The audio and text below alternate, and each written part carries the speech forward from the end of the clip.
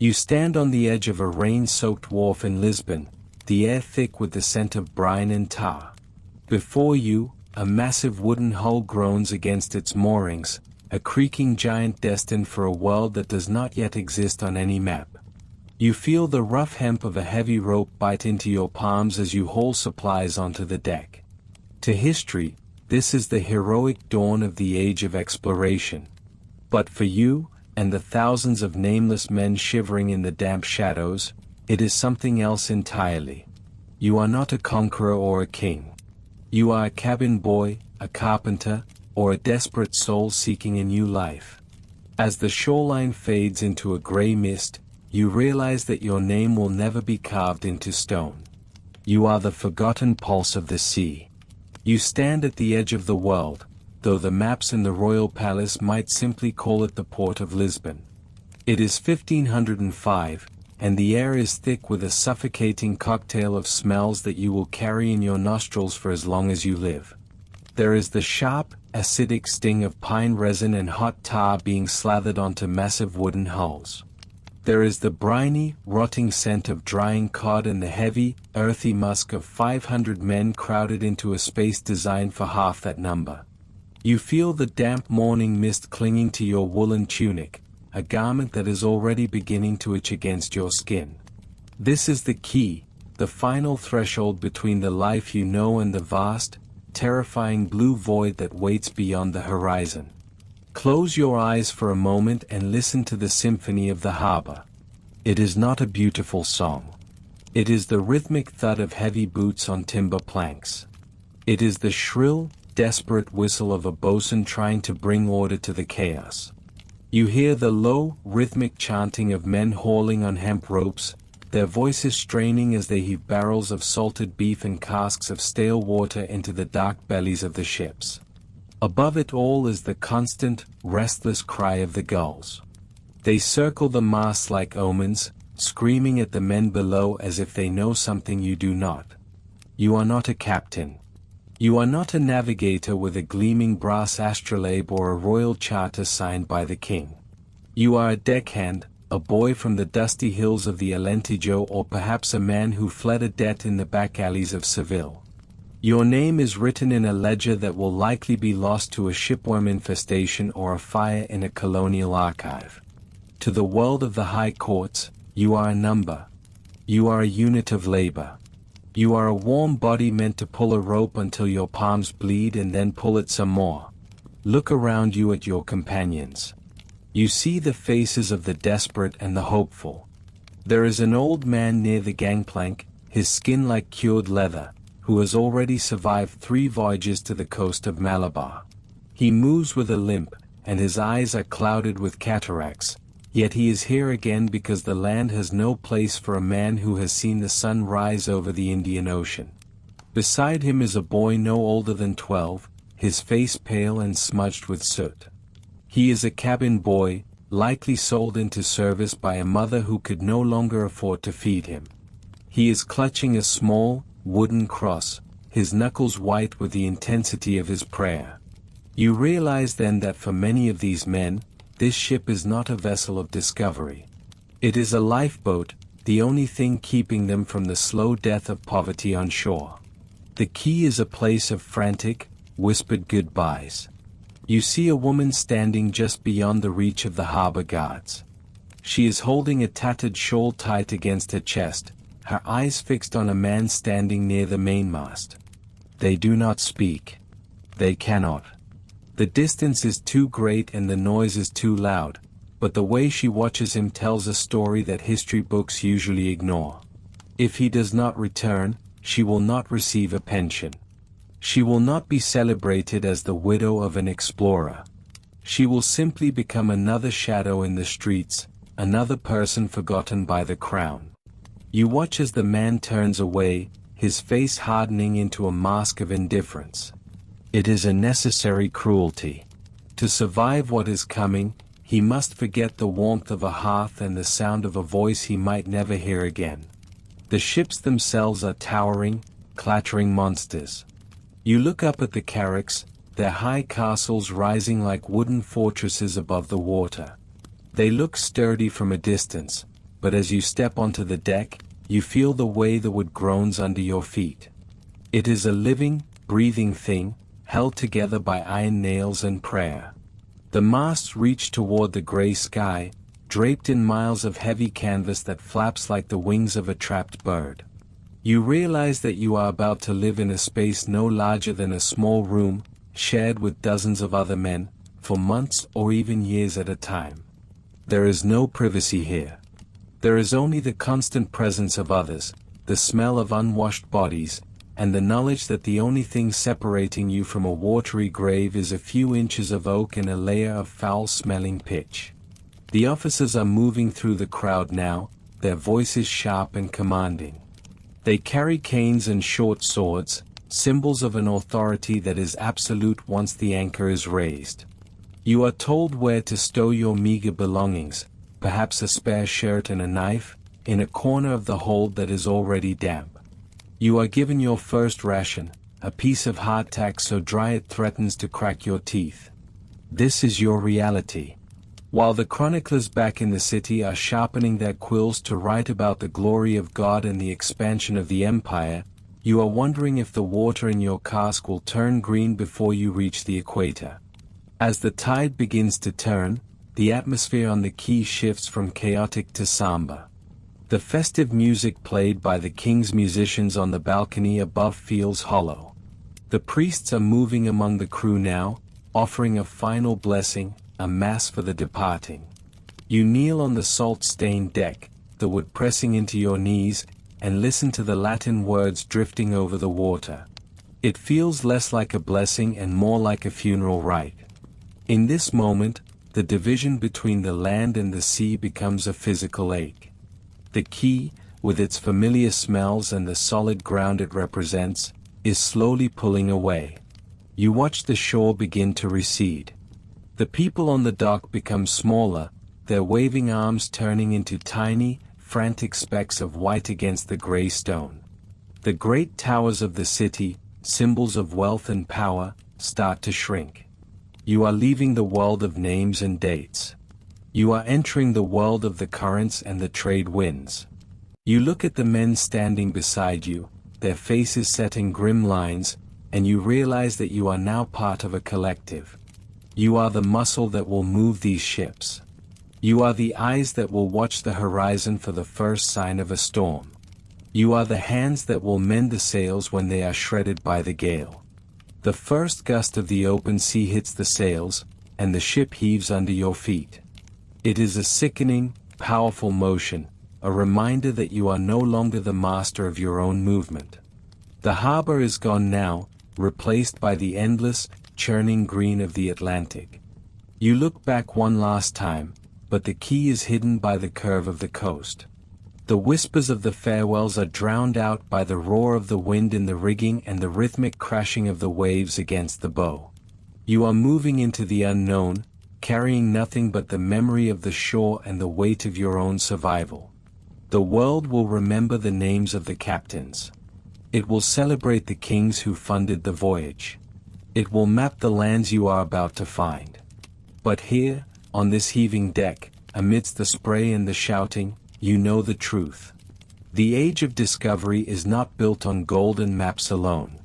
It is built on the backs of men like you, men whose names will never be carved in stone, men who are leaving behind everything they love for a chance to see what lies beyond the edge of the map. You are the forgotten sailors, and your journey has only just begun. The quay is a memory now, and the sea is your only home. You turn your back on the land and look toward the empty horizon, feeling the first bite of the cold salt air on your face. This is the moment when the history of the world changes, and you are the one who will have to live through it, one wave at a time. You wake up before the light does. In the belly of a wooden ship, time is not measured by the sun, but by the ringing of a bell and the persistent ache in your joints. Your world has shrunk to a space no wider than your shoulders. You are lying in a hammock, a narrow strip of coarse canvas suspended from the heavy oak beams above. To your left and your right, other men are swung in their own canvas cocoons, so close that you can feel the heat of their breath and the rhythmic heave of their chests. When the ship rolls to the starboard side, you all swing in unison, a chorus of creaking ropes and heavy sighs. The air down here is thick. It is a soup of smells that you will never truly be able to wash out of your skin. It is the scent of wet wool, unwashed bodies, the sharp sting of vinegar used to scrub the decks, and the deep, low note of the bilge water sloshing beneath the floorboards. That bilge water is a toxic mixture of leaked seawater, rotting food scraps, and things much worse, fermenting in the dark. You learn to breathe through your mouth. A sharp, metallic clang echoes through the timber. It is the ship's bell. Your watch is beginning. You roll out of your hammock, your feet hitting the damp, salty wood of the deck. There is no such thing as a dry surface on a ship at sea. The moisture is in the air, in the wood, and in your very bones. You pull on your trousers, stiff with dried salt that scrapes against your thighs like sandpaper. You do not have a change of clothes. You have what you are wearing, and perhaps one spare shirt tucked into a small canvas bag. You will wear these same rags for months. As you make your way up the narrow ladder to the main deck, the transition is violent. You leave the suffocating heat of the berthing deck and emerge into the biting spray of the open ocean. The wind catches your breath. It is 4 in the morning, and the world is a kaleidoscope of deep blues and frothing whites. The ship, which felt like a massive fortress in the harbor, now feels like a walnut shell tossed into a turbulent fountain. Your first task is the deck. You and your shipmates gather with heavy holestones. These are large blocks of sandstone, named because they look like Bibles and because you have to get on your knees to use them. You scrub. You push the stone back and forth across the wooden planks, using sand and seawater to grind away the grime of the previous day. The grit gets under your fingernails and into the cuts on your hands. The salt ensures those cuts never quite heal. They stay red and angry, weeping a little more every time the sea spray hits them. But the real work, the work that defines the life of a sailor in the age of discovery, happens above your head. You look up at the masts, towering 90 feet into the air.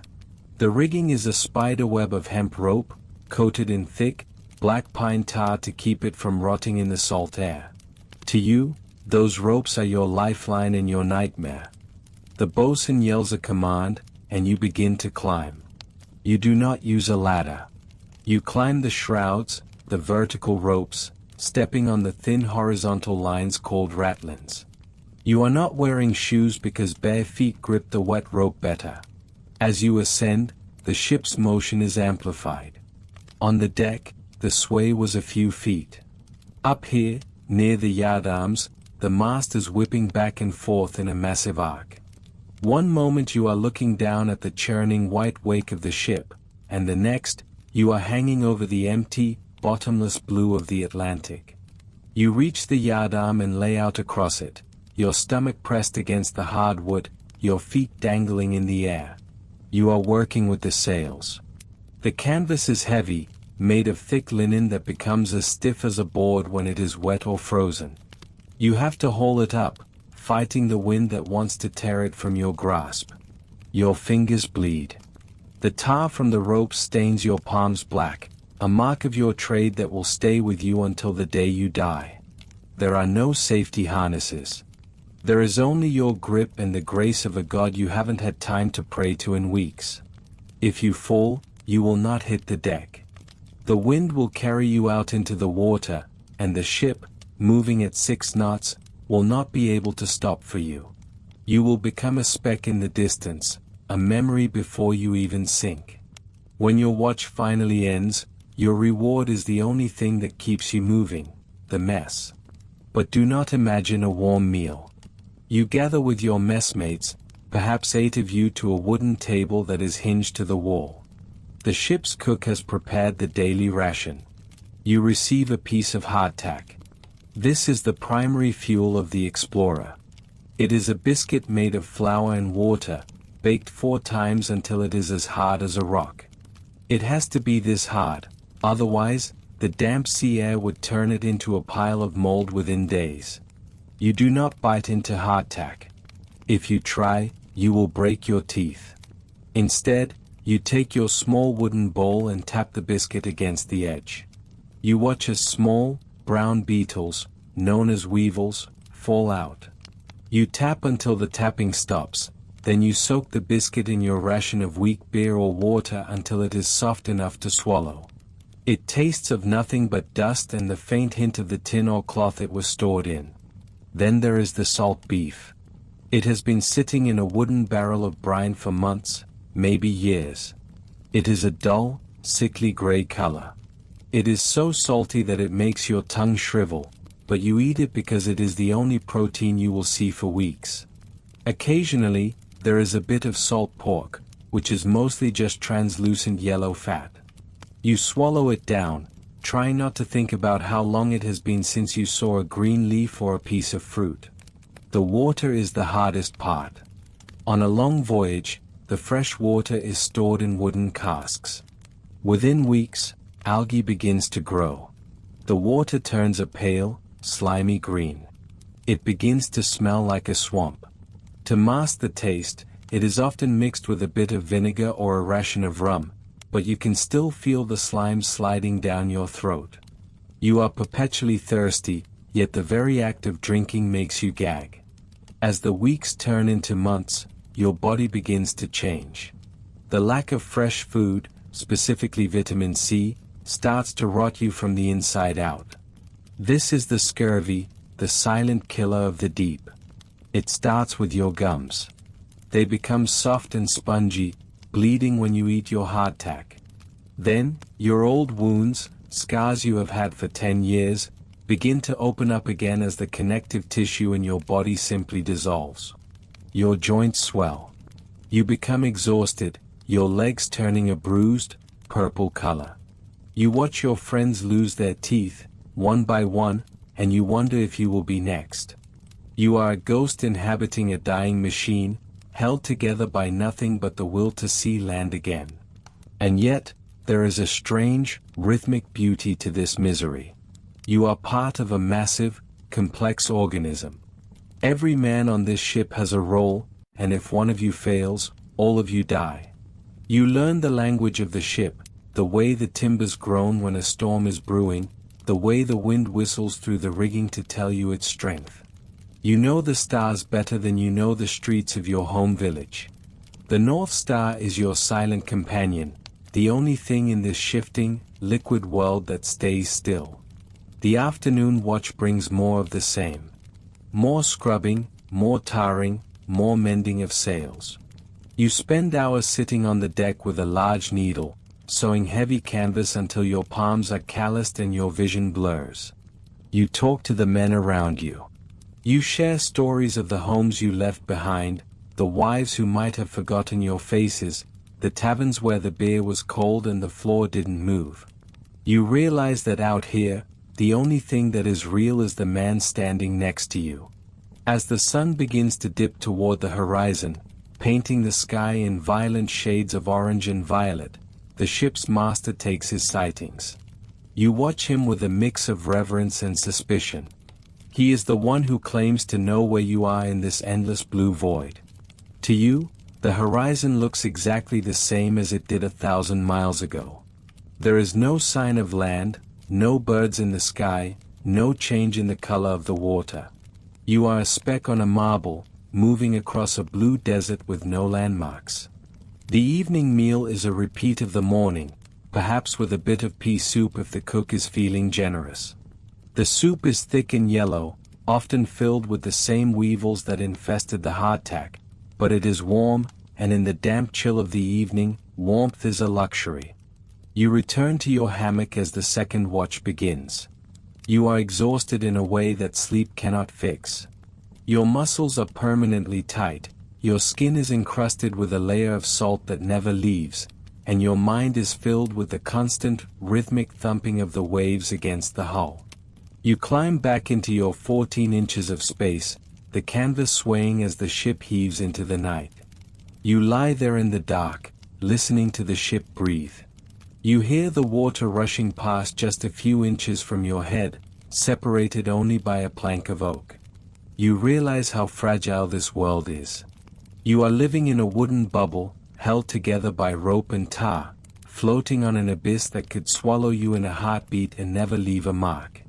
But as your eyes close, you don't think about the danger. You think about the hardtack you will eat tomorrow. You think about the itch of the salt on your skin. You think about the weight of the holostone in your hand. This is the daily toil. It is not the grand adventure the maps promised. It is a grind of brine and bone, a test of endurance that happens one bell at a time. You are the muscle that moves the world, the forgotten hands that pull the strings of history, and tomorrow, at 4 in the morning, you will get up and do it all again. You stand at the railing and look out at a horizon that has not changed in 10 weeks. The world is a flat, shimmering disk of cobalt blue, and you are trapped at its center. The wind has been kind, the sails are full, and the ship is making good time, but the distance is not measured in leagues anymore. It is measured in the thinning of your blood and the loosening of your teeth. You do not know it yet, but you are being eaten from the inside out by a ghost. At first, it is just a profound, soul-crushing lethargy. You wake up on your thin pallet in the damp dark of the gun deck and your limbs feel like they have been cast in lead. Every movement requires a conscious effort of will. When the bosun screams for you to get aloft, your heart hammers against your ribs like a trapped bird. You find yourself leaning against the mast, gasping for breath after a simple climb that you would have done in your sleep just a month ago. You tell yourself it is just the heat. You tell yourself it is the lack of sleep and the constant, grinding labor. But then, you notice the spots. They appear first on your shins. Small, purplish red dots that look like flea bites. You try to scrub them away in the salt wash, but they do not fade. They multiply. They merge into dark, ugly bruises that spread across your thighs and calves, though you cannot remember hitting yourself against anything. Your skin feels tight and brittle, like old parchment left too long in the sun. And then comes the smell. It is a cloying, sweet scent of rot that seems to emanate from your very pores. No matter how much seawater you splash over your face, you cannot escape the fragrance of your own decaying body. You go to eat your midday ration of hardtack, the rock-hard biscuit that is the staple of your life. You have grown used to the weevils that crawl through it. You have learned to tap the biscuit on the table to shake out the black-headed worms before you take a bite. But today, when you bite down, there is a sickening crunch that has nothing to do with the bread. You spit a mouthful of bloody pulp into your hand, and there, sitting in the red smear, is one of your molars. You reach a finger into your mouth and feel your gums. They are no longer the healthy pink of a living man. They are swollen, black, and spongy, rising up to almost cover your remaining teeth. With the slightest pressure of your tongue, another tooth wobbles and slips from its socket. This is the invisible killer. This is scurvy. In the 18th century, they called it the plague of the sea, and it claimed more lives than shipwrecks, storms, and naval battles combined. To you, in this moment, it is not a medical statistic. It is a terrifying unraveling of your physical self. You feel as though the very glue holding your body together is melting away. And in a biological sense, that is exactly what is happening. Without vitamin C, your body has lost the ability to produce collagen.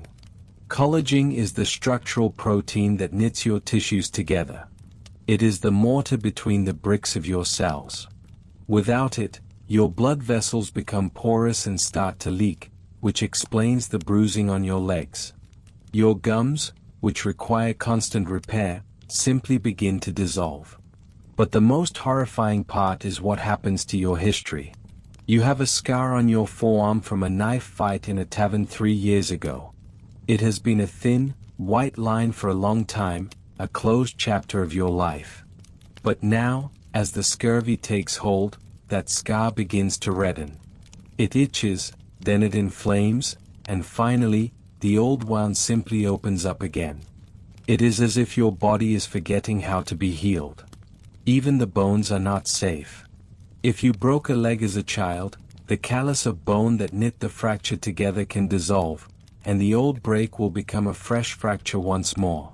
You are literally falling apart, your past physical traumas returning to haunt you in the present. You look around the deck and see that you are not alone. Half the crew is hobbling. Men who were once the strongest among you are now crawling on their hands and knees because their joints are too swollen to support their weight. The ship has become a floating hospital, or perhaps more accurately, a floating morgue. The air below decks is thick with the stench of the sick and the dying. There is no fresh air here, only the stagnant breath of 100 men trapped in a wooden box.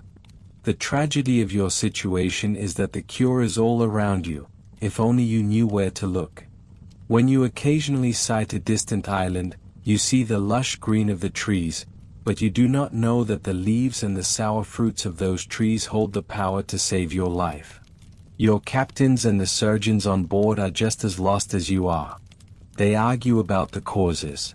Some say it is the salt air. Others blame the dampness of the ship or the melancholy of being away from home. Some believe it is a lack of discipline, a laziness of the spirit that manifests in the flesh. They might try to cure you by making you exercise more, forcing your aching, bruised body to run laps around the deck until you collapse in agony. They might give you elixirs of sulfuric acid or vinegar, which do nothing but burn your already bleeding throat. The food you eat is the very thing killing you. For months, you have lived on salted beef and pork that has been cured until it is as hard as wood and as dry as bone. It is packed in brine and stored in barrels for years.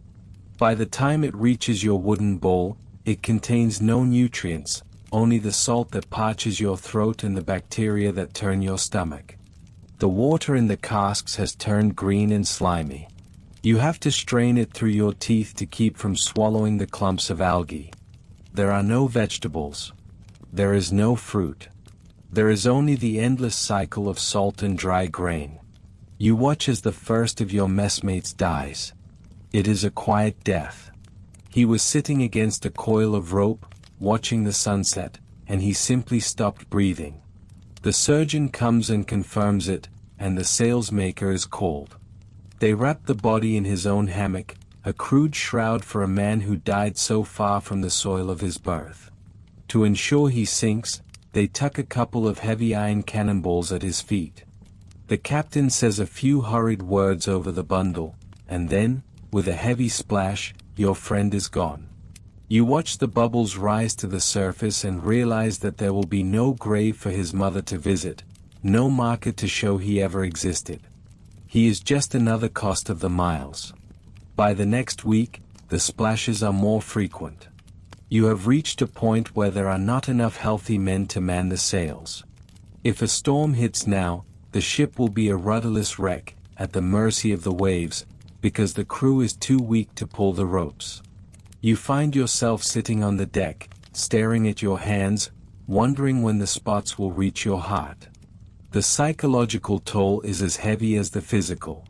Scurvy brings with it a strange condition called the land sickness. You begin to hallucinate. You smell the scent of freshly cut grass in the middle of the salt spray. You wake up in the middle of the night convinced you can hear the sound of a mountain stream trickling over cold stones. You dream of apples. Not the golden apples of myth, but simple, tart, green apples that you used to steal from the neighbor's orchard when you were a boy. You can almost taste the juice, the sharp, acidic sting that your body is screaming for. When you wake up and find only the dry, dusty taste of hardtack in your mouth, you weep. You weep for the simple things you took for granted, for the earth that you once thought was boring and dull. You are living through a slow-motion catastrophe. The ship is moving forward, the map is being filled in, and the merchants in London or Lisbon are rubbing their hands in anticipation of the spices and gold you are bringing back. But they do not see the price. They do not see the way the deck is slick with the blood of men whose gums have disintegrated. They do not see the way a man can be talking to you one moment and then drop dead the next because his heart valves, weakened by the lack of collagen, have simply given way. You realize now that the ocean is not just a distance to be crossed. It is a desert of water.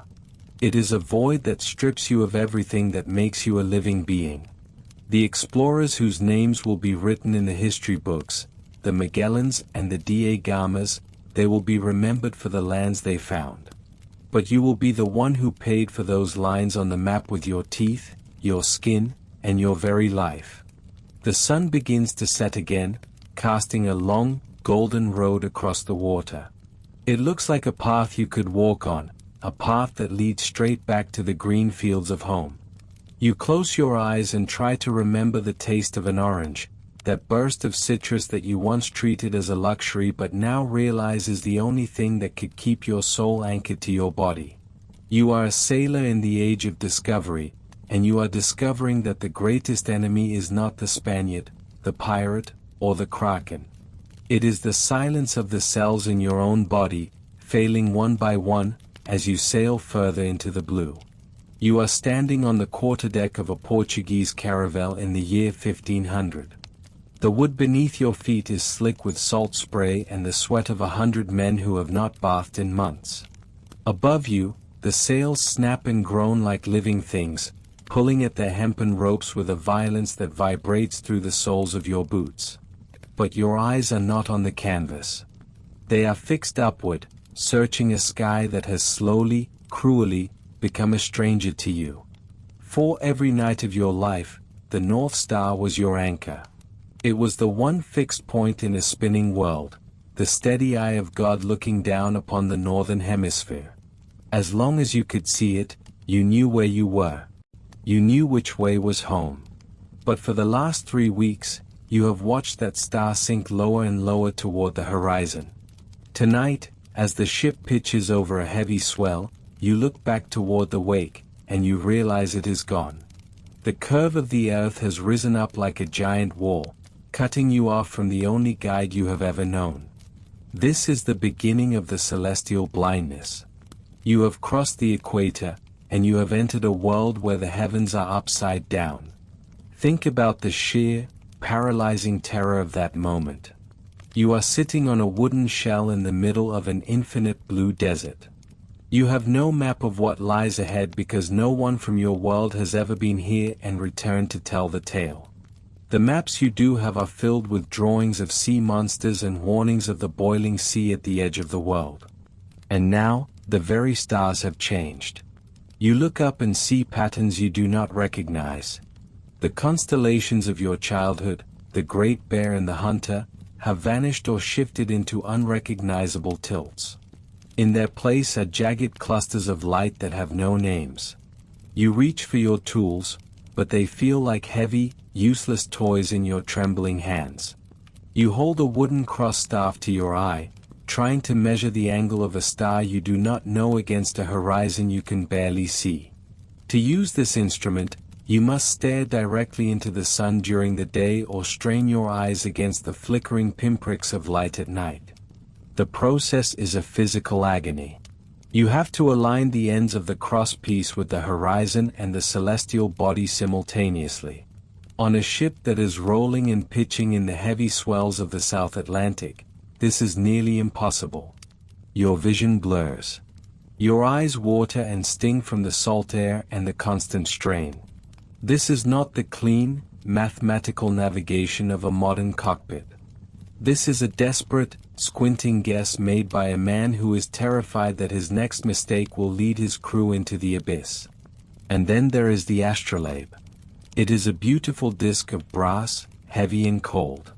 You hold it by a small ring, letting it hang as straight as possible while the wind tries to rip it from your fingers. You are trying to catch a beam of light through 2 tiny holes to determine your latitude. But the ship will not stay still. The deck heaves, the wind howls, and the brass disc swings wildly. You are trying to perform a delicate scientific measurement while standing inside a giant, wet centrifuge. If you are off by just 1 degree, a tiny sliver of an inch on your instrument, you will be off by 60 miles on the ocean. 60 miles is the difference between finding an island with fresh water and watching your men die of thirst in the doldrums. You begin to understand why the sailors call this the Great Silence. It is not that there is no sound. The ocean is never quiet. It is the silence of information. You are sailing into a void where the sky no longer speaks to you. As you move further south, the disorientation deepens. You see two fuzzy patches of light in the night sky that look like clouds, but they never move and never dissipate. You do not know that these are the Magellanic Clouds, entire galaxies orbiting our own. To you, they look like ghostly omens, tears in the fabric of the heavens. You search for a southern equivalent to the North Star, but there is none. The south pole of the sky is empty. There is only a dark, blank space around which the new stars revolve. This vacancy feels like a threat. It feels as though you have sailed beyond the reach of the divine, into a place where the rules of the universe have been suspended. Daylight brings no relief. Without the stars, you are forced to rely on dead reckoning. This is the most honest and terrifying phrase in the history of the sea. It means you are calculating your position based on where you think you were yesterday, how fast you think you are going now, and what direction you think the wind is blowing. You throw a piece of wood off the bow and count the seconds it takes to pass the stern to judge your speed. You look at the color of the water, the types of seaweed floating past, and the flight patterns of birds. You are a detective trying to solve the mystery of your own location using clues that are constantly shifting. But the ocean is a liar. There are invisible rivers in the sea, massive currents like the Gulf Stream or the Bengala Current, that can carry your ship 50 miles off course in a single day without you ever feeling a change in speed. You think you are sailing west, but the hidden hands of the deep are pulling you south. You think you are safe in deep water, but the currents are dragging you toward the jagged teeth of a coral reef that no human eye has ever seen. Imagine the psychological toll of this uncertainty. You are the navigator, the one man the crew looks to for hope. They watch you every day as you stand on the deck with your brass and wood instruments. They watch your face for a sign of confidence. But inside, you are hollow with doubt. You are looking at a sky that looks back at you with a blank, cold indifference. You are writing coordinates in your logbook that you know are little more than educated guesses. Every night, the sun sets into a sea that seems to go on forever, and every morning, it rises to reveal the same empty circle of the horizon. There is a specific kind of madness that begins to take hold when you are lost in this way. It is called the doldrums, not just a place on the map, but a state of mind. You hit the horse latitudes, where the winds vanish entirely. The sea becomes a mirror, flat and oily and terrifyingly still. Your sails hang limp like the wings of a dead bird. In this stillness, the celestial blindness becomes absolute. Without the wind to move you, you have no way to measure your progress. You are simply suspended in a blue globe, with a blue ceiling above and a blue floor below. You begin to hallucinate. You see the shapes of mountains and the clouds on the horizon. You hear the voices of people you left behind calling to you from the waves. The lack of familiar landmarks in the sky makes the world feel small and claustrophobic, even though you are in the middle of the largest open space on Earth. You realize that humans were never meant to be this far from the familiar. We are creatures of landmarks and boundaries. We need the hills, the rivers, and the steady, predictable stars to tell us who we are. Without them, you are not just lost in space. You are losing your sense of self. You look at your crew. They are becoming restless. They whisper in the shadows of the hold. They talk about the edge of the world. They talk about turning back while there is still enough salt pork and water to make the journey. You have to convince them that you know where you are going, even as you stare at a southern sky that feels like a foreign language you cannot read. You point to a group of 4 bright stars in the shape of a tilted diamond, the Southern Cross. You tell them it is a sign, a promise of protection. You make up stories for the new constellations to give them a sense of order. You name them after the tools of your trade or the saints of your church, trying to colonize the sky with your own culture because the alternative is to admit that you are a tiny, insignificant speck in a universe that does not care if you live or die. The blindness is not just about the eyes. It is about the loss of the future. When you do not know where you are, you cannot imagine where you will be tomorrow. You are trapped in a perpetual, agonizing present. Every wave looks like the one that came before it. Every night is a repeat of the last. You are waiting for a sign, a change in the color of the water, a specific smell on the wind, something that tells you the earth is still there beneath the infinite blue. You pray for a storm, because even a storm is better than this static, blind drifting. A storm means movement. A storm means the world is doing something. But for now, there is only the heat, the rotting smell of the bilge water, and the silent, mocking stars of the southern hemisphere. You are the first of your kind to see this sky, and you would give everything you own to never see it again, to be back in a world where the North Star sits firmly in its place, telling you exactly how far you are from the home you may never see again. This is the price of exploration. It is not just the risk of drowning or starvation. It is the terror of being the only person in the dark who realizes that the stars have truly, finally, lost their way. You wake up and for a moment, you think you have gone blind. It is not because of the darkness, but because of the light. The sun is a white hole in the ceiling of the world, and it is pouring a liquid, silver heat onto the deck of the ship. You try to sit up, but your skin sticks to the wood, the resin and pitch of the planks melting in the midday glare. There is no sound. No creak of the mast, no snap of the canvas, no rush of water against the hull. There is only the sound of your own breath, shallow and dry, like sandpaper rubbing against the roof of your mouth.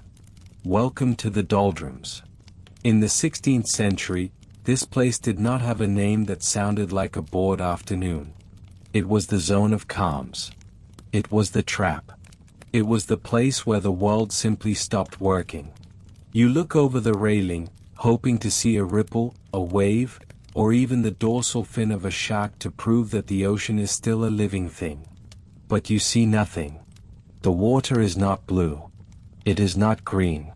It is a flat, polished sheet of mercury that stretches from your boots to the end of the universe. It is so still that the horizon has vanished. You cannot tell where the sea ends and the sky begins. You are suspended in a sphere of white heat and silver water, a tiny, rotting speck of wood and bone trapped in a giant mirror. Yesterday, there was hope. You watched the sails, waiting for that first, blessed flutter of the canvas that signals a breeze. You saw the clouds on the horizon and prayed they were bringing a storm, because even a hurricane is better than this. A hurricane at least has movement. A hurricane has a direction. But the clouds stayed where they were, teased by winds that refused to descend to the surface of the water. Now, on day 10 of the calm, the sails hang like the heavy, wet shrouds of a ghost. They are useless. They are dead weight, adding to the heat that radiates off the ship. You look at the men around you. They are no longer the sailors you knew. They are sunburned husks, their lips cracked and bleeding, their eyes sunken into their skulls. No one speaks. To speak is to waste moisture. To speak is to invite the madness that is already circling the edges of the crew. You watch a man named Thomas stare into the water for 4 hours without blinking. He is looking for something in the mirror. He is looking for a door, or a memory, or perhaps just a way out of the heat. The smell is the first thing that truly breaks you. In the open ocean, with a stiff breeze at your back, the ship smells of salt and adventure. Here, in the stagnant heat, the ship smells like a tomb. The bilge water beneath the floorboards has turned into a thick, black soup of rot. The waste from the livestock, the sweat of 100 unwashed bodies, and the decaying wood all cook together under the sun. It is a heavy, physical presence that sits in the back of your throat. You try to swallow, but your tongue is too thick. You reach for your water ration. It is a wooden cup filled with a liquid that is more brown than clear. It smells of the barrel, a metallic, swampy scent that makes your stomach heave. There are small, white wrigglers swimming in it. You do not pick them out. You do not have the energy. You drink it, and it is warm, almost hot, and it does nothing to quench the fire in your chest.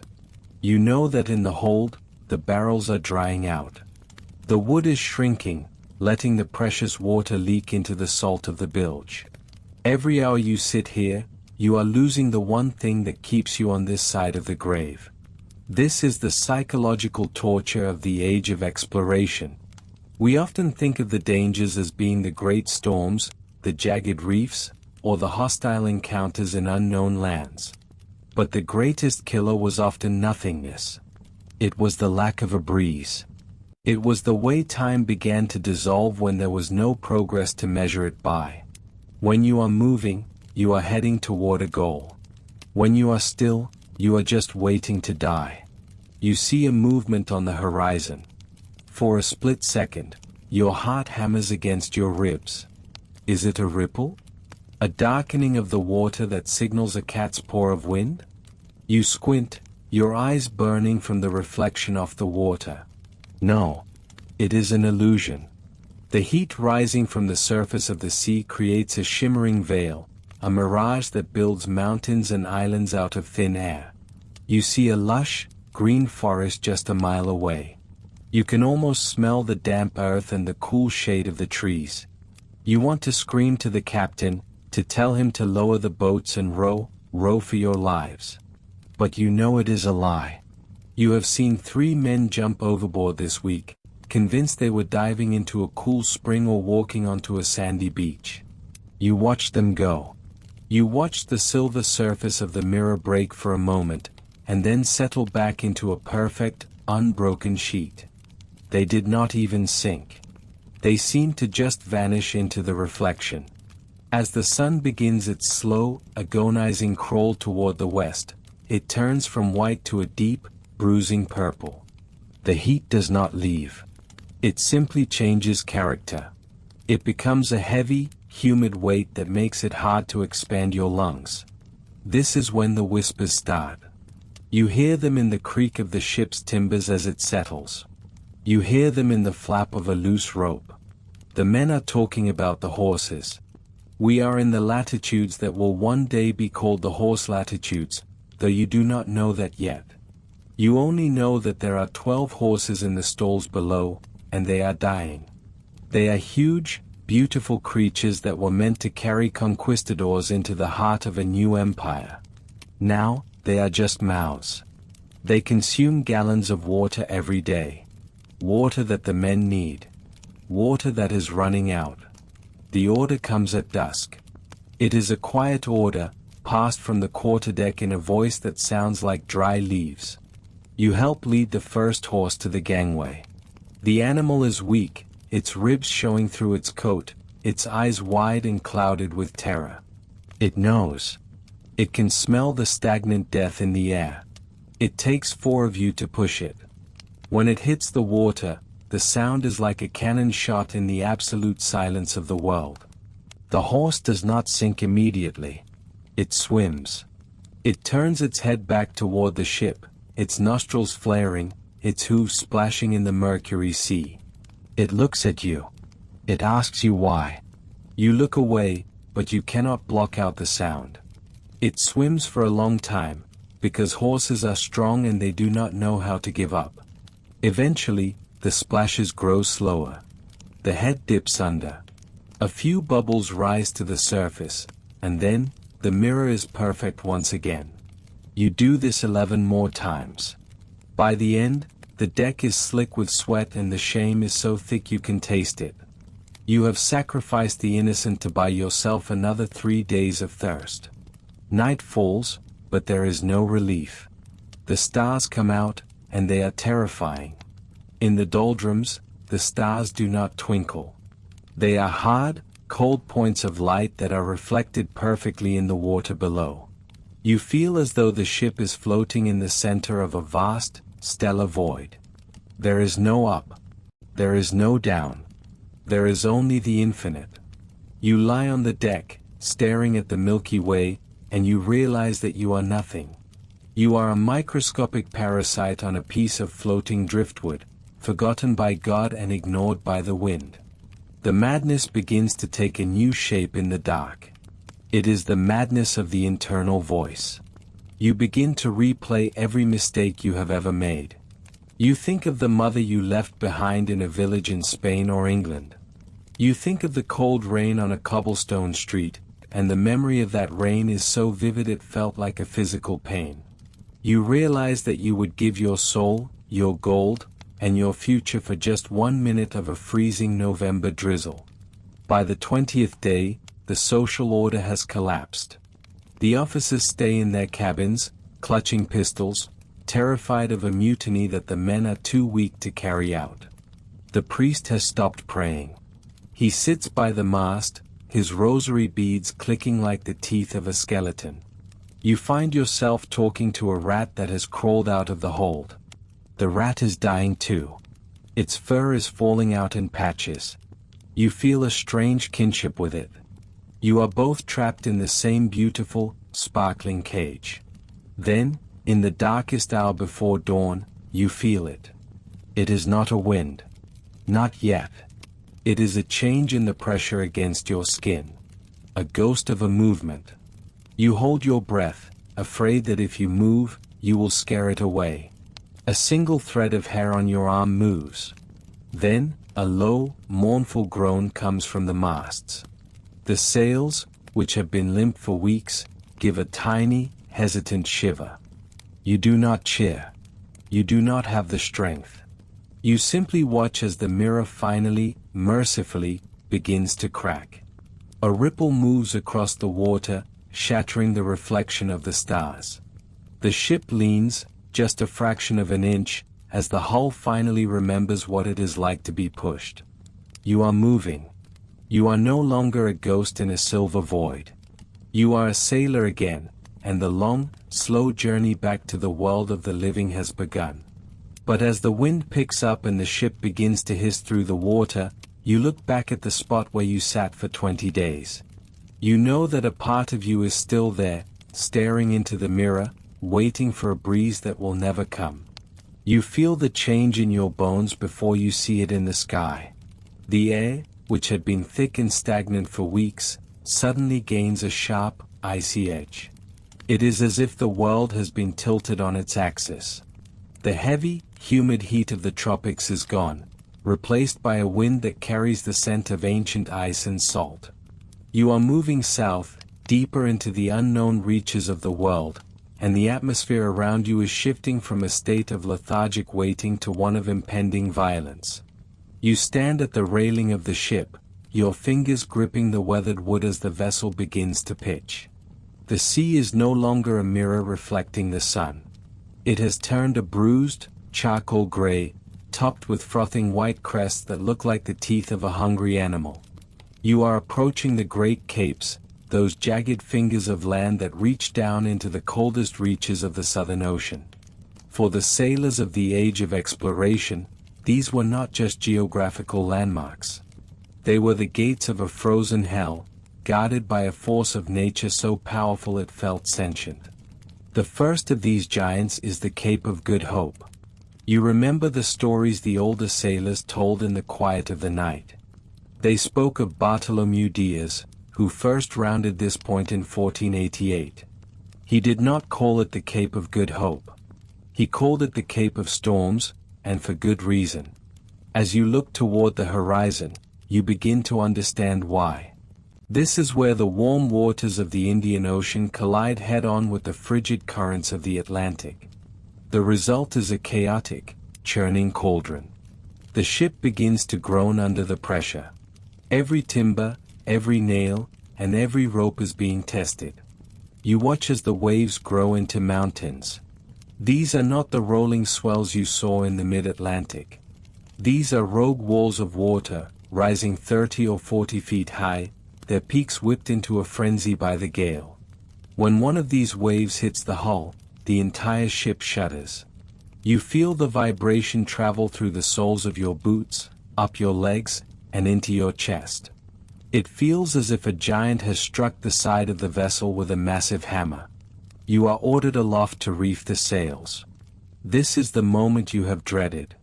You climb the ratlins, your hands numbed by the freezing spray. The wind howls through the rigging, a high-pitched scream that drowns out the voices of your crewmates only feet away. You are 50 feet above the deck, and the ship is swinging like a pendulum. One moment you are looking down into a swirling abyss of foam, and the next you are staring straight at the gray, churning sky.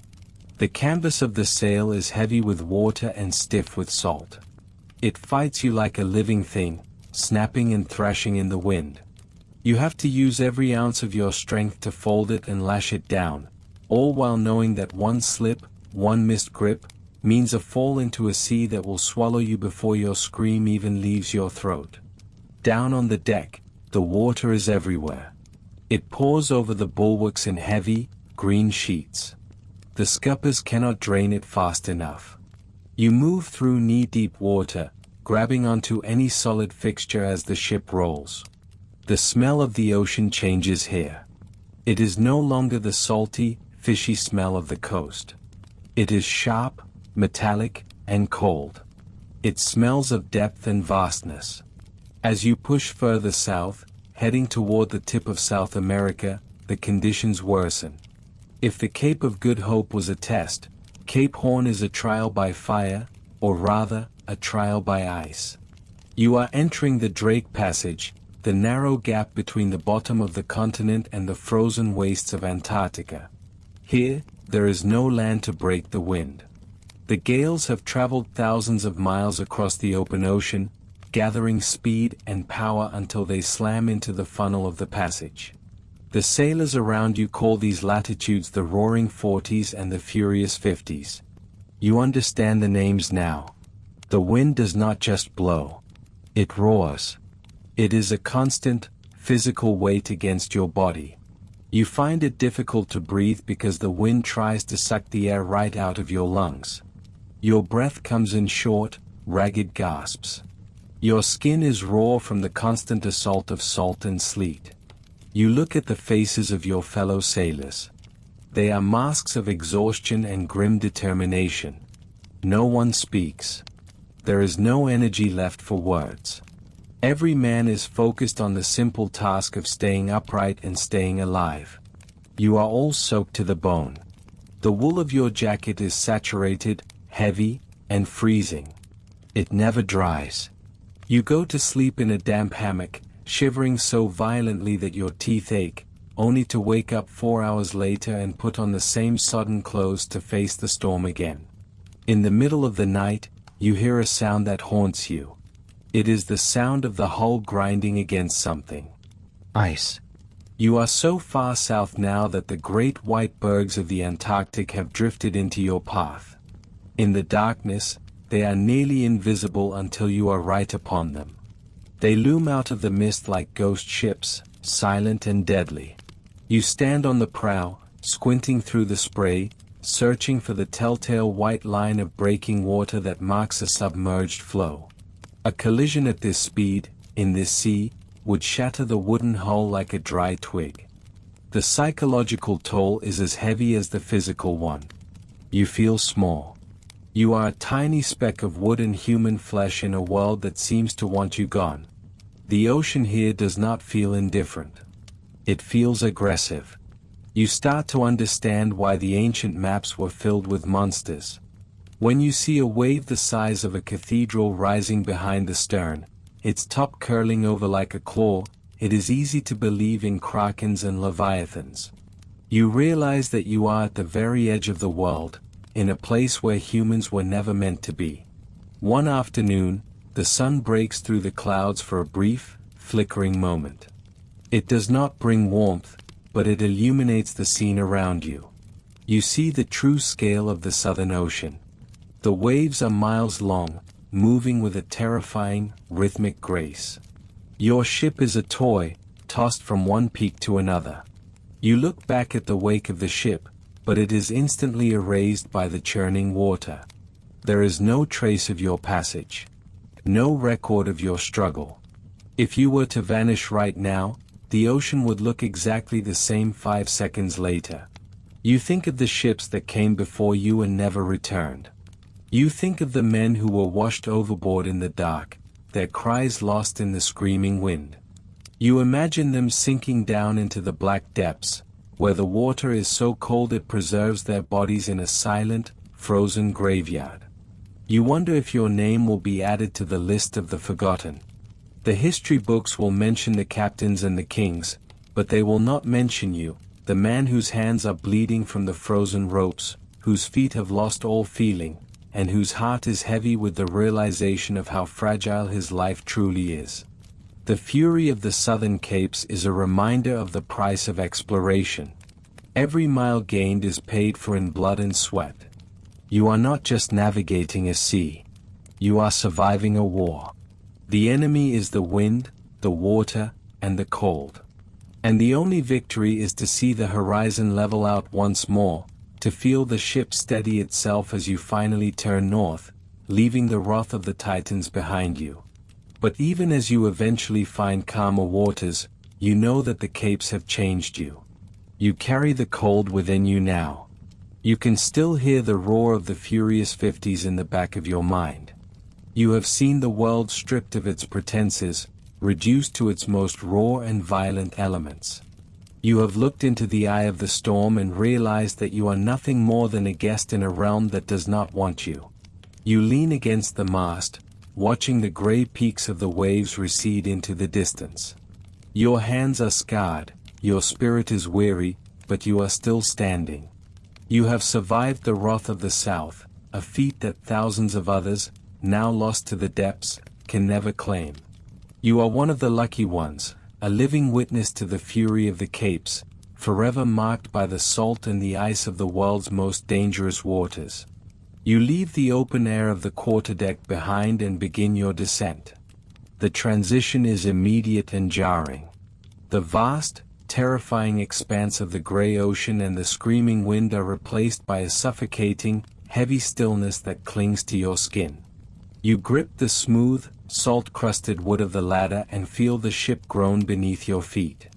As you step down into the belly of the vessel, the light of the sun vanishes, replaced by the flickering, sickly yellow glow of a few tallow candles and the dim gray spill from the open hatchway above. You have entered the forecastle, or the forecastle, the cramped and triangular cavern at the very bow of the ship. This is the only world you truly own, and yet, it is a world you share with dozens of men who are growing more desperate with every passing day. Take a moment to let your eyes adjust. The air here is thick enough to chew. It is a nauseating soup of smells that never truly leaves your clothes or your hair. There is the sharp, acidic tang of unwashed bodies, the sour stench of rotting bilge water sloshing somewhere deep beneath the floorboards, and the heavy, sweet scent of tobacco smoke. You smell the wet wool of heavy coats that never have a chance to dry and the metallic hint of old blood and salt. It is a physical weight on your chest, a reminder that in this wooden world, privacy is a luxury that died the moment you signed the ship's articles. You look around and see the hammocks. They are draped like heavy, white cocoons from the low beams overhead. They sway in a slow, rhythmic dance, governed by the rolling of the ship. There is barely enough room to stand upright. If you are a tall man, you must walk with a perpetual hunch, your shoulders brushing against the damp timber of the hull. Space is the most precious commodity on board. Your entire life is contained within a single wooden sea chest and the narrow span of your hammock. When you sleep, you are inches away from the man to your left and the man to your right. You can hear their every breath, the grinding of their teeth in their sleep, and the muttered prayers or curses they whisper into the dark.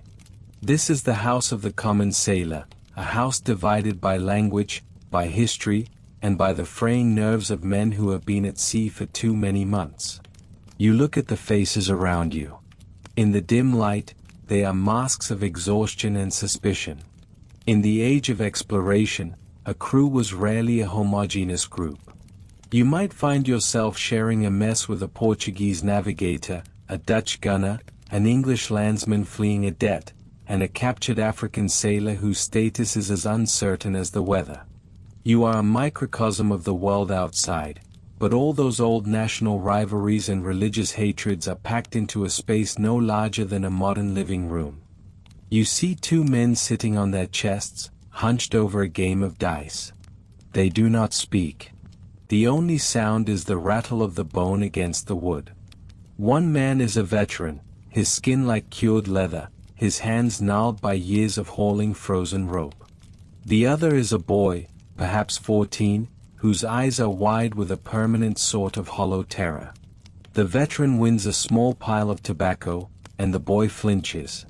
In the FOCSLE, every small interaction is charged with the potential for violence.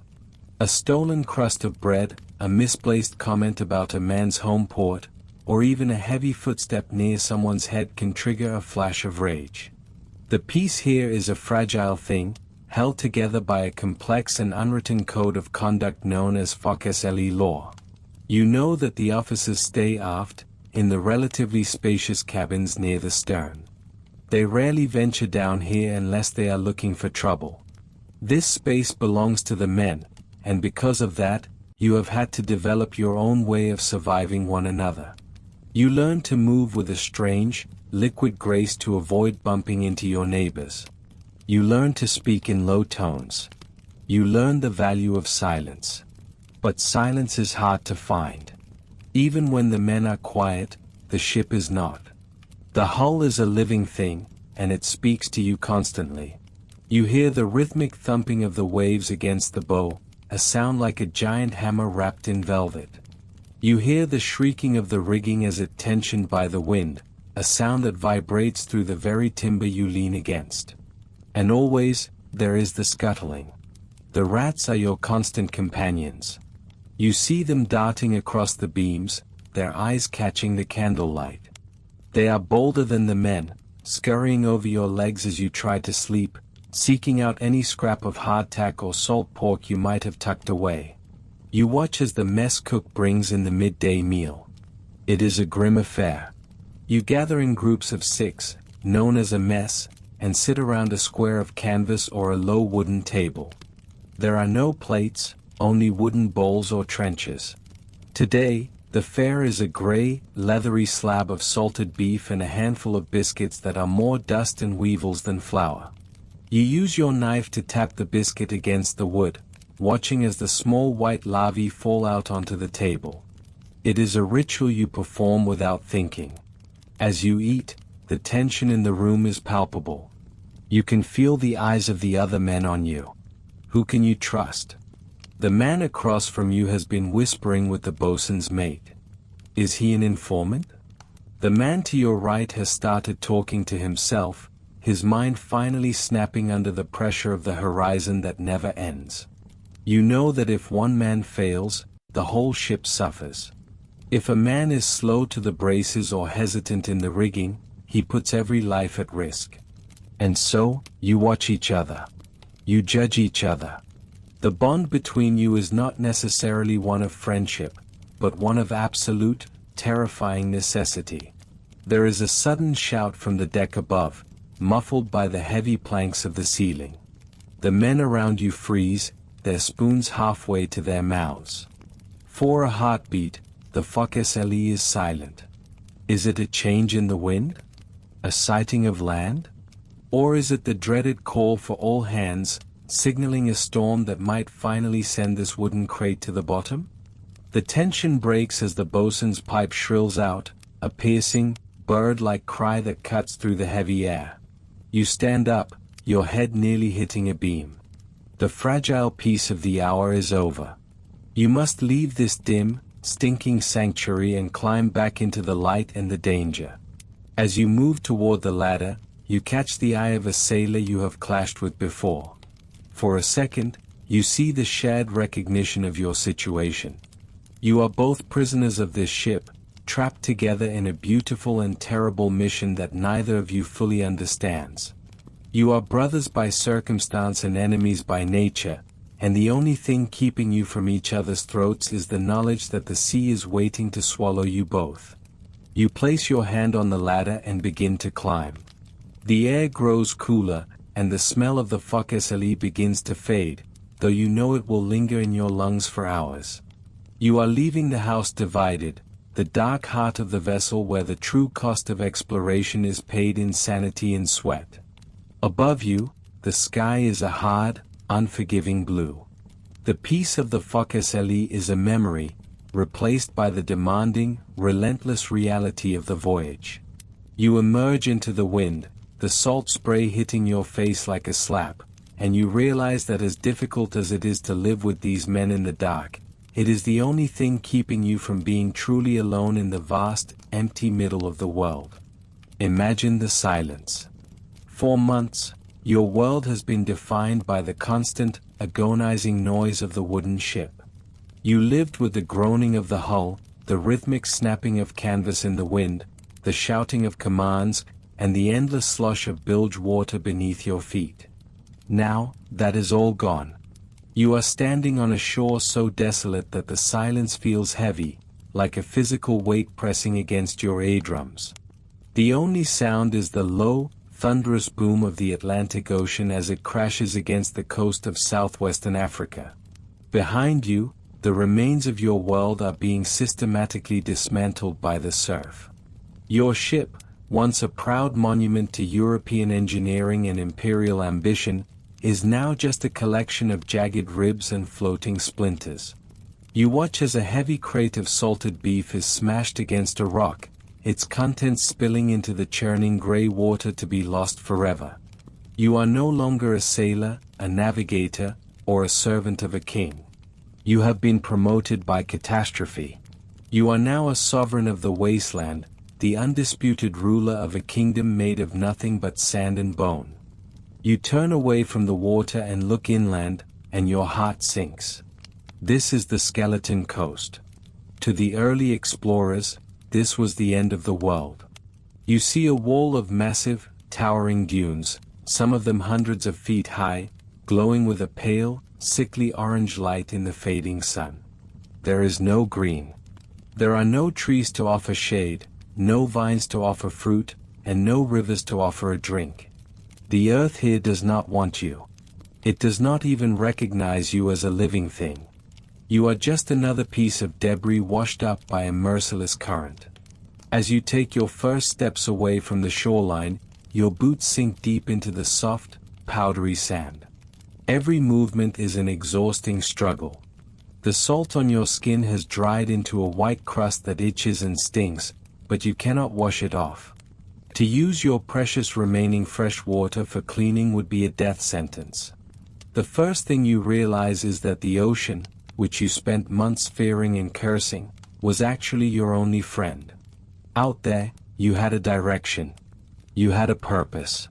Here, you are trapped between two infinities. To your left is the sea, cold and violent, driven by the Bengala current that sweeps up from the icy depths of the Antarctic.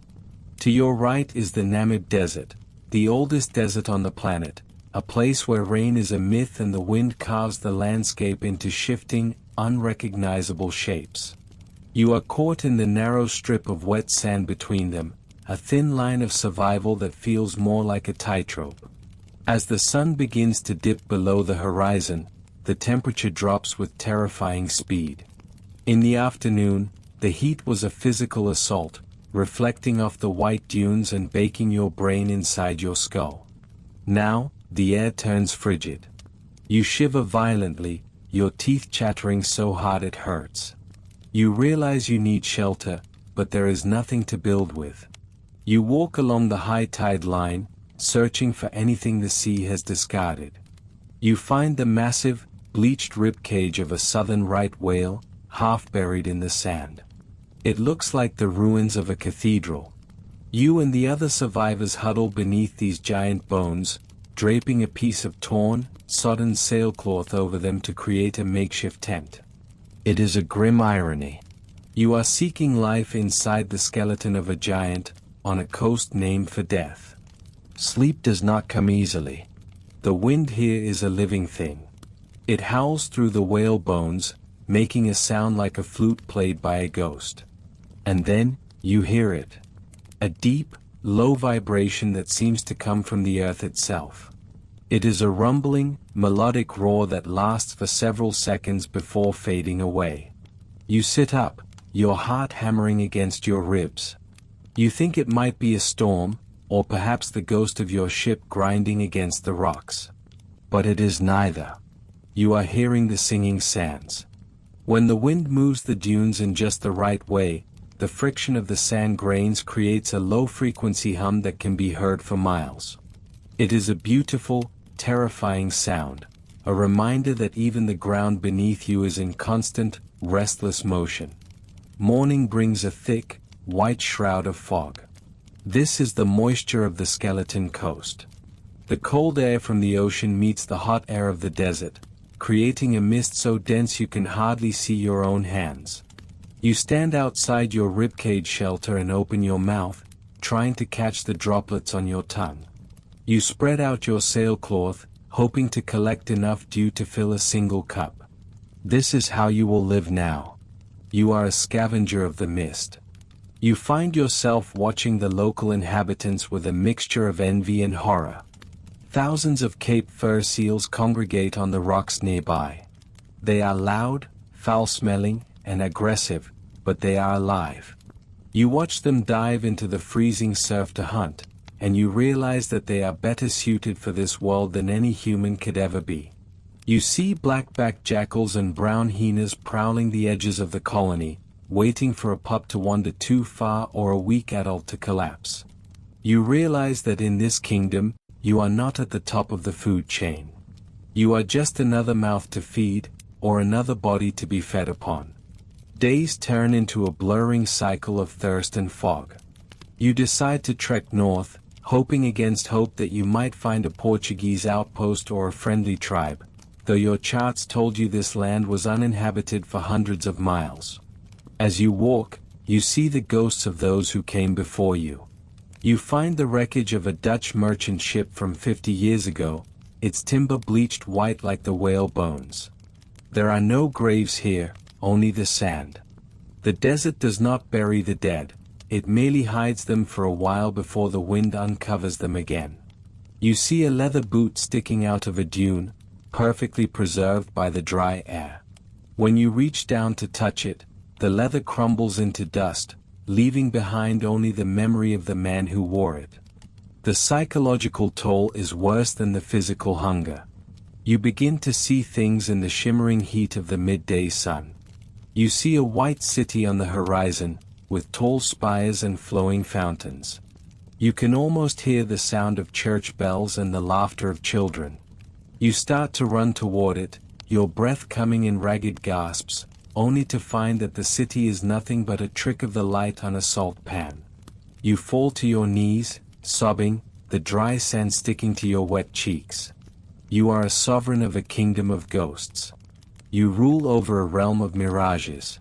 You have all the gold and spices that were in the ship's hold, scattered somewhere along the beach, but a single cup of cool, clear water would be worth more than the entire treasury of Lisbon. One evening, as you are scavenging for shellfish along the rocks, you see something that stops your breath. Footprints. Not the tracks of a jackal or the heavy drag of a seal, but the distinct, unmistakable print of a human foot. Your heart leaps. You follow them, your eyes scanning the dunes. And then you see them. A group of people standing on a ridge, their silhouettes dark against the orange sky. They are the Khorasan, the people who have lived in this desert for thousands of years. They move with a grace and ease that you can barely comprehend. To you, this place is a graveyard. To them, it is home. They know where the hidden springs are, buried deep beneath the dry riverbeds. They know which succulents can be crushed for moisture and which insects are safe to eat. You try to call out to them, but your voice is a dry rasp, barely louder than the wind.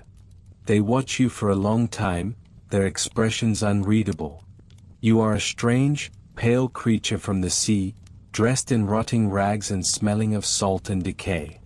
In their eyes, you are the alien. You realize that all your European maps, your compasses, and your heavy steel swords are useless here. The only thing that matters is the knowledge of how to belong to the land, rather than trying to conquer it. They do not approach you, but they leave behind a gift. A hollowed-out ostrich egg, sealed with beeswax. You crawl toward it and pry it open. Inside is water. It tastes of earth and ancient minerals, and it is the most delicious thing you have ever experienced. It is a gesture of mercy from one sovereign to another. As the weeks pass, your perspective shifts. You stop looking at the horizon for a ship that will likely never come. You stop dreaming of the green hills of home, because the pain of the memory is too great. You start to look at the desert with new eyes. You notice the way the light turns the dunes into silk at sunset. You learn to read the wind, knowing when a sandstorm is brewing by the way the air begins to vibrate. You find a strange, grim peace in your isolation. You are the last witness to the grandeur of the world's end. You are a castaway sovereign, ruling over a territory that requires nothing from you but your endurance. You sit by a small fire made of driftwood, the smoke rising straight up into the cold, starlit sky. The stars here are different. They are brighter, harder, like diamonds scattered on black velvet. You realize that as difficult as it is to survive on this coast, there is a terrible beauty in it. You are stripped of everything that defined you, everything that the world expected of you. You are no longer part of an empire. You are just a man, breathing and heart beating, in the middle of a vast, indifferent universe. The ocean continues its rhythmic pounding against the shore, a heartbeat that has been steady since the beginning of time. You realize that you are not lost. You are simply exactly where you are, in the heart of the great silence, waiting for the next mist to roll in from the sea. You pull the regulator into your mouth and feel the cool, dry rush of compressed air. It is a sharp contrast to the humid, salt-heavy breeze you left behind on the surface just moments ago. As you roll backward off the side of the dive boat, the world of light and sound shatters into a million dancing bubbles. For a second, you are weightless, suspended in a turquoise void, but then the weight of your gear and the pull of the depths begin to take hold. You begin your descent. You are no longer a creature of the air. You are entering the realm of the silent, the place where the age of exploration went to die. As you kick your fins and sink deeper, the vibrant blues of the surface fade into a heavy, monochromatic indigo. The pressure begins to press against your ears, a physical reminder that you are a guest in a world that was never meant for you. Below you, the seabed begins to take shape. At first, it looks like a natural reef, a chaotic jumble of limestone and fan coral waving in the slow, rhythmic surge of the current.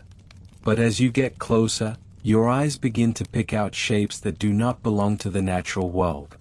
There is a straight line where nature prefers curves. There is a heavy, cylindrical shadow resting in a bed of sand. You have reached the graveyard. You hover a few feet above the floor of the ocean, and the scale of the destruction becomes clear. This is not a ship anymore, at least not in the way you would recognize one from a painting.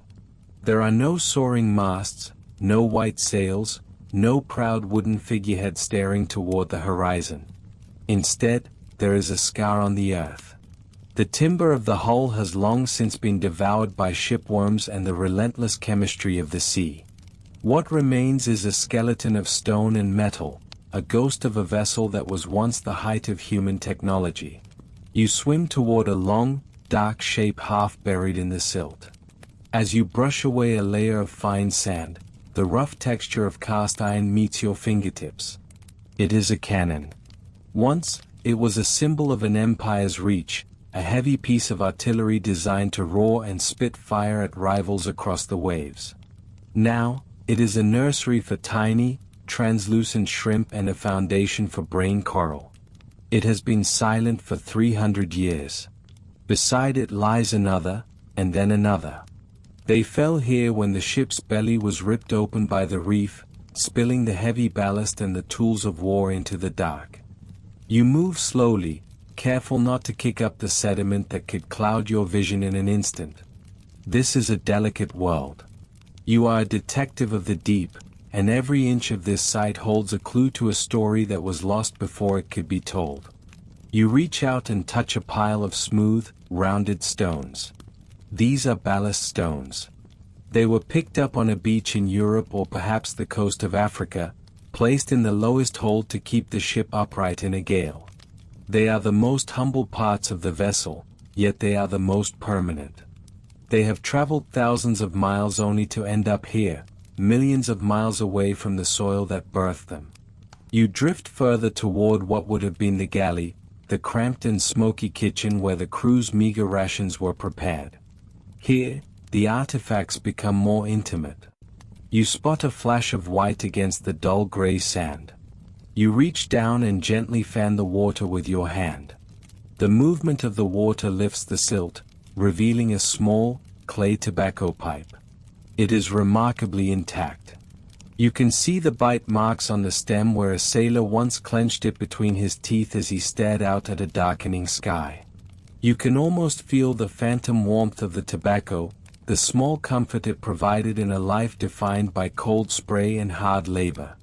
This pipe belonged to a man whose name was likely never recorded in a history book. He was not a captain or an admiral.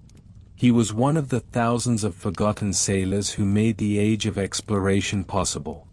He lived in the shadows of the great men, and he died in the silence of the coral. Finding this pipe is like shaking his hand across the centuries. It is a reminder that these wrecks are not just archaeological sites. They are communal graves. You look around and realize how many of these men are still here, dissolved into the very environment you are exploring. Their bodies are gone, reclaimed by the sea and turned into the calcium that builds the reef, but their presence is everywhere. You see a copper button from a coat, a pewter spoon bent by the weight of the shifting tides, and a pile of ceramic shards from a broken storage jar. These were the things they touched every day. These were their only possessions in a world that demanded everything from them and gave very little back. You move to the edge of the debris field where the reef rises up like a wall. This is the killer. You can see the jagged teeth of the coral, the very formations that tore the hull apart on a moonless night centuries ago. You imagine the chaos of that moment. You imagine the sound of wood splintering, a sound like 1,000 bones breaking at once. You imagine the screams of the men as the water rushed in, cold and unstoppable. In the dark, with the ship tilting and the waves crashing over the decks, there would have been no escape. The sea does not offer mercy, it only offers a place to rest. As you swim along the base of the reef, you notice a strange formation. It looks like a cluster of overgrown rocks, but the symmetry is too perfect. You realize you are looking at a stack of iron crates, fused together by centuries of concretion. Inside those crates might be trade goods, or tools, or perhaps the personal effects of the officers. Over time, the iron has oxidized, creating a hard, protective shell that encases the history within. To open them would require hammers and chisels, a violent act of excavation that feels almost like a violation in this quiet place. You hover there, breathing slowly, watching the bubbles from your regulator drift toward the surface like tiny silver balloons. You are struck by the stillness. On the surface, the ocean is a place of constant motion and noise. Down here, time seems to have stopped. The wreck is caught in a state of permanent decay, a slow-motion tragedy that has been playing out for hundreds of years. You are the only witness. You check your pressure gauge and realize your time is running short. The air in your tank is a finite resource, a reminder of your own fragility in this environment. You take one last look at the field of debris. You see the outline of the keel, a long, dark spine half swallowed by the sand. You see the scattered remains of the cargo, the broken glass of onion-shaped bottles that once held wine or ale. You think about the families who waited for this ship to return, the wives and children who watched the horizon until their eyes grew dim, never knowing that their loved ones were resting here, in a graveyard of coral. You begin your ascent, slowly rising through the water column. As you move upward, the light begins to return. The indigo turns back to bright, piercing blue. The pressure on your body eases, and the warmth of the sun begins to penetrate the upper layers of the sea. But as you break the surface and pull the regulator from your mouth, the world feels different. The air feels too light, the sun too bright. You look back down into the water, but the reef and the wreck have vanished, hidden by the reflection of the clouds on the surface. You know they are still there, though. You know that beneath the waves, the silent sailors are still standing watch over their broken ships. They are the guardians of a history that was written in salt and stone, a history that we are only just beginning to read. You climb back onto the boat, the weight of your gear suddenly feeling twice as heavy. As you strip off your wetsuit, the salt dries on your skin, leaving behind a white crust that looks like frost. You look out at the vast, empty expanse of the ocean and realize that this is just one wreck. There are thousands more, scattered across the floor of every sea on Earth. Each one is a time capsule, a sunken monument to human ambition and human loss. The age of exploration was built on the backs of these men, and their final resting places are the true maps of that era. Not the maps drawn on parchment with gold leaf and elegant calligraphy, but the maps written in the sand and the coral. You have seen a small part of that map today. You have touched the cold iron and the ancient clay. You have walked, if only for a few minutes, in the silent world of the forgotten. And as the boat turns back toward the shore, you carry the weight of that silence with you, a passenger in your mind that will never truly leave. The water remains behind you, closing over the secrets you witnessed. The waves continue to roll, indifferent to the treasures and the tragedies they conceal. You are back in the world of the living, but your heart is still down there, drifting among the anchors and the ballast stones, whispering to the ghosts of the men who never came home. You are the bridge between their world and ours, the one who saw the beauty in their destruction and the life in their silence.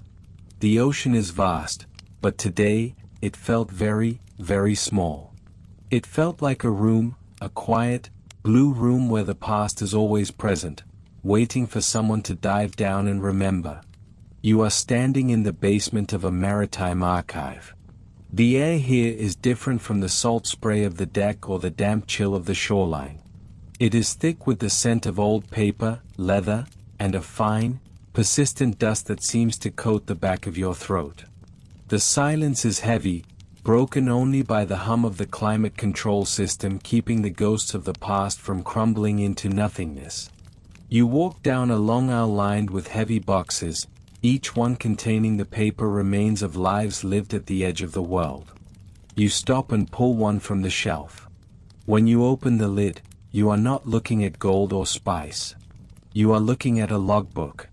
The cover is made of stiffened vellum, scarred by fingernails and stained by something that might have been wine or perhaps blood centuries ago. As you turn the pages, the paper feels brittle and sharp against your fingertips.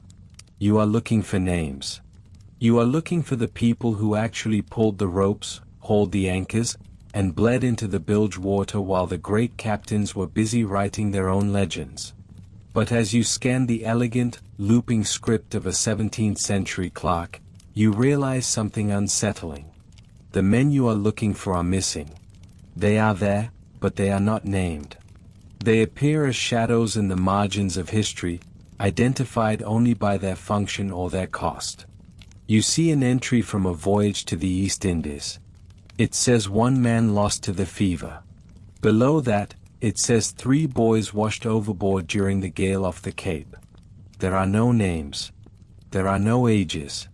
There are no descriptions of the families they left behind in the slums of London or the docks of Lisbon. To the man writing this log, These people were pieces of equipment. They were consumable parts of a massive, global machine.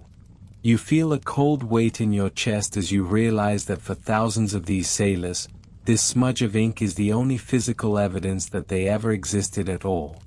You turn the page and the ink changes. It becomes more frantic, the letters tilting and bleeding into one another. You can imagine the hand that held the quill.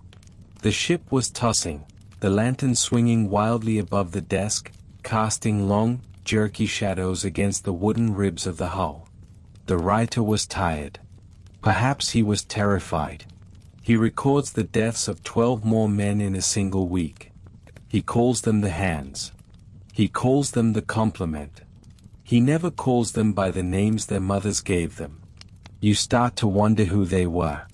You imagine a young man, perhaps no more than 16, who ran away from a cruel master in a small village. You see him standing on the deck, looking out at a horizon that offered him nothing but water and work. When he died, his clothes were probably sold to his shipmates in an auction at the mast, his meager possessions recycled before his body even hit the bottom of the ocean. You move to another box, another century. This one contains the records of a Spanish galleon. Here, the accounting is even more precise and even more heartless. You see lists of rations and lists of cargo. You see the cost of biscuits and the price of salt pork. And then, tucked between the inventory of iron nails and spare canvas, you find the list of the sick. These men are identified by their rank. The carpenter, the gunner, the ordinary seaman. You follow the line across the page to the final column where the word deceased is written in a neat, cold hand. You try to find a trace of their humanity in these dry records. You look for a note about a letter found in a pocket or a small wooden carving left in a bunk. But there is nothing. The maritime bureaucracy of the age of exploration was designed to track wealth, not souls. You are looking at the ledgers of an empire, and in those ledgers, a human life was often worth less than the barrel of flour it consumed. You feel a sense of frustration. You want to reach back through the centuries and demand to know who they were. You want to give them back their faces. You sit down at a wooden table and spread out a map that was tucked inside one of the logs. It is a beautiful thing, decorated with sea monsters and golden compass roses.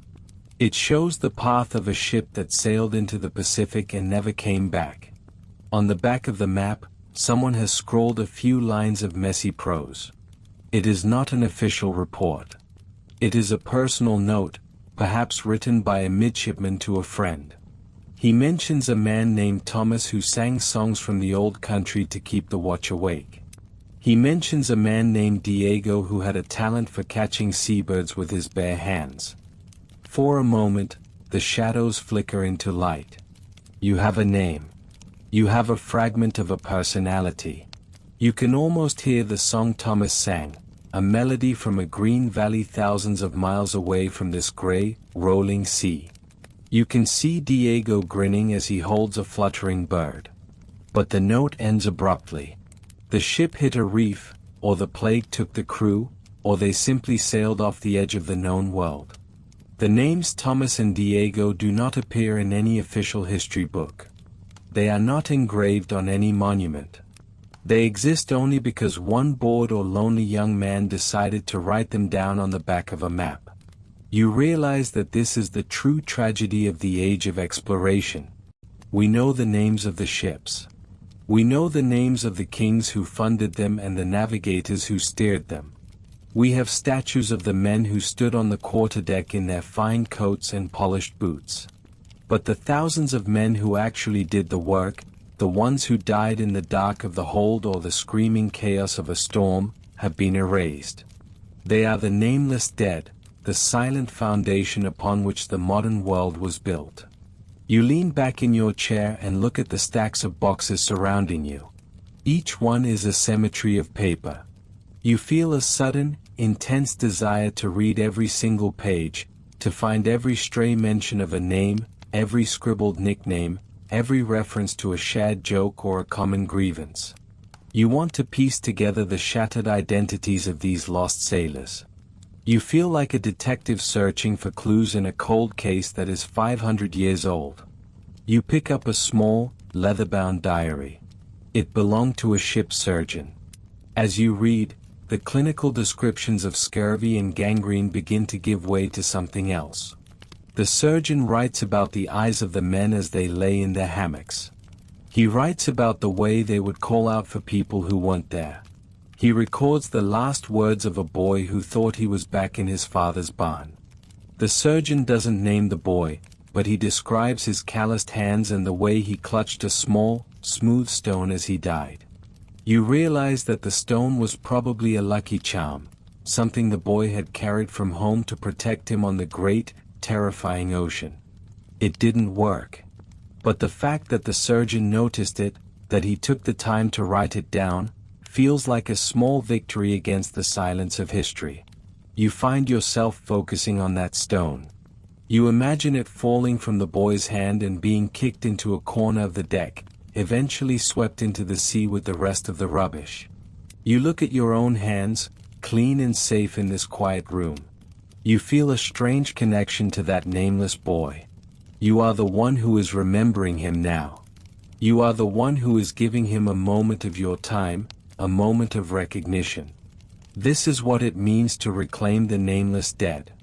It is not about finding their birth certificates or their graves. It is about acknowledging that they were there. It is about understanding that every discovery, every new trade route, and every map of a new coastline was paid for with the lives of people who were just as real as you are. You close the diary and place it back in its box. You feel a sense of reverence as you slide the lid into place. You are no longer just a visitor in this archive. You are a witness. You walk back through the aisles, past the rows of ledgers and the stacks of charts. You see the shadows differently now. They are not just gaps in the record. They are people waiting to be acknowledged.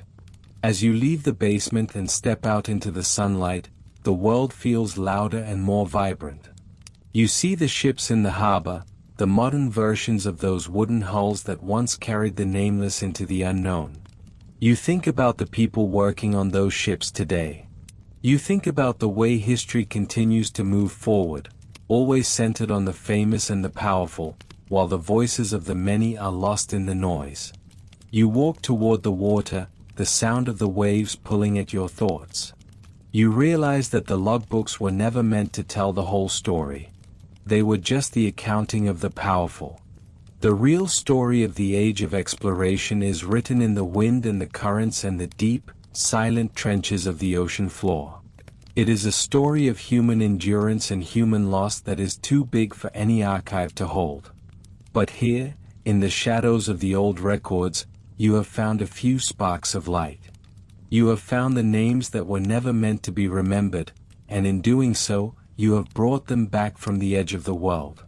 You carry them with you as you walk along the shore, a quiet procession of ghosts finally being heard. The salt air hits your face, and for a second, you can almost hear them. Not the grand speeches of explorers, but the quiet murmurs of men at rest, the creak of the rigging, and the soft, rhythmic splashing of the sea against the hull. You are the keeper of their shadows now. You are the one who knows that the map is not just a drawing of land and water, but a record of every soul who helped to draw it. You look out at the horizon, and the emptiness no longer feels quite so vast. It is full of people. It is full of names. It is full of the stories that we are only just beginning to learn how to read.